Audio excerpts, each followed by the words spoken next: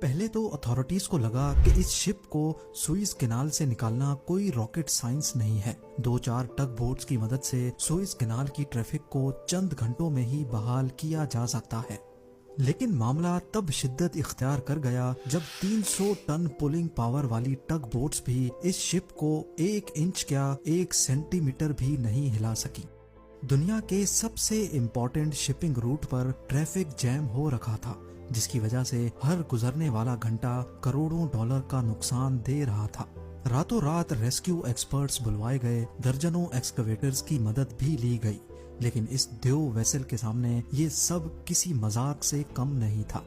6 دن تک ایڑی چوٹی کا زور لگانے کے بعد جب سارے ہمت ہار بیٹھے تو نیچر کی طاقت حرکت میں آ گئی.